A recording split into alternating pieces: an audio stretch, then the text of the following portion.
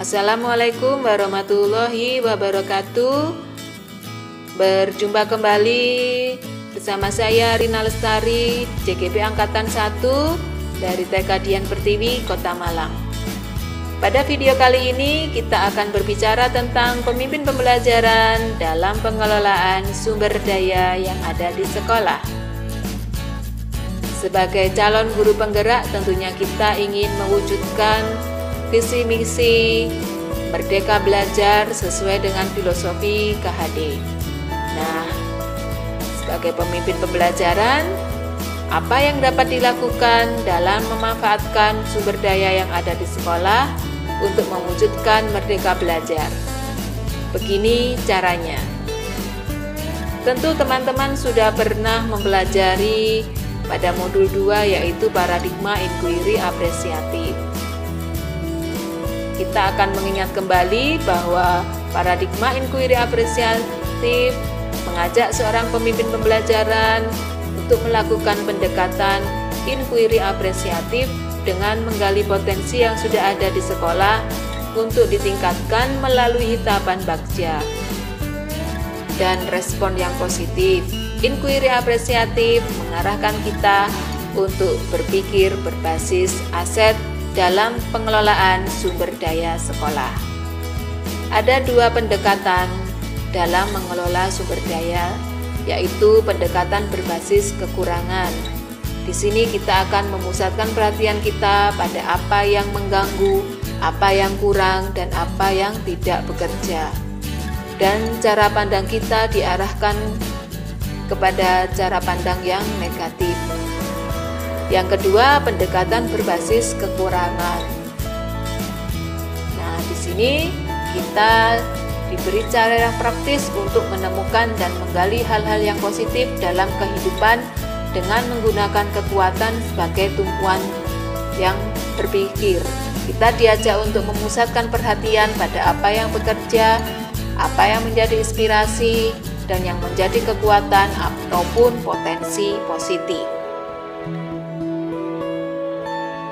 Pendekatan berbasis aset mengarahkan seorang pemimpin pembelajaran untuk berpikir praktis dalam mengelola dan menggunakan sumber daya sekolah dengan menemukan dan mengenali hal-hal positif yang dimiliki sekolah untuk digunakan sebagai kekuatan dan potensi yang positif dalam mewujudkan visi misi Merdeka Belajar. Ada 7 modal atau aset sebagai sumber daya sekolah. Yang pertama, modal manusia. Yang kedua, modal sosial. 3, modal fisik. 4, modal lingkungan. 5, modal finansial. 6, modal politik. Dan 7, modal budaya dan agama. Ketujuh modal ini dapat kita gunakan dan kita manfaatkan untuk mengembangkan potensi yang ada di sekolah. Keterkaitan inquiry apresiatif dengan pemikiran Ki Hajar Dewantoro serta pengelolaan sumber daya berbasis kekuatan adalah bahwa dalam konsep Ki Hajar Dewantoro kita diajak untuk menuntun anak sesuai dengan kodrat alam dan kodrat zamannya dan merawat mereka tumbuh kembang anak sesuai dengan potensi dan kekuatannya. Inquiry apresiatif merupakan cara untuk menggali dan melejitkan potensi positif yang dimiliki oleh anak melalui psikologi positif, pendidikan positif, dan pendekatan berbasis kekuatan. Sedangkan pengelolaan sumber daya berbasis kekuatan merupakan cara dalam menggali, menemukan, dan mengenali hal-hal yang positif yang ada di sekolah yang digunakan sebagai dasar berpikir untuk pengembangan sekolah. Dari ketiga aspek tersebut, maka harapannya seorang pemimpin pembelajaran harus mampu menggali dan menggunakan sumber daya sekolah secara optimal sebagai sarana dan media dalam pembelajaran yang memihak pada murid dan mewujudkan kelas yang merdeka belajar, merdeka mengajar. perubahan pikiran sebelum dan sesudah mempelajari materi ini, bahwa sebelum mempelajari materi ini saya sering menggunakan pendekatan berbasis kekurangan, di mana saya lebih melihat pada masalah apa yang saya hadapi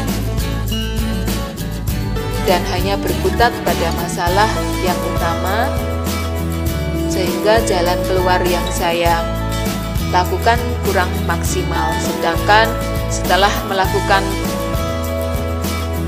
mempelajari materi ini, saya mulai fokus pada aset dan kekuatan yang sekolah miliki atau yang saya miliki untuk saya kembangkan lagi, lebih menuju ke rencana berdasarkan visi misi dan kekuatan yang ada di sekolah. Harapannya adalah seorang pemimpin pembelajaran diharapkan mampu berpikir positif dalam menggali, melejitkan, dan mengambil keputusan yang terbaik dalam mengelola sumber daya sekolah untuk terwujudnya visi misi Merdeka Belajar. Demikian video dari saya dan semoga bermanfaat. Terima kasih, salam dan bahagia untuk rekan-rekan semua. Wassalamualaikum warahmatullahi wabarakatuh.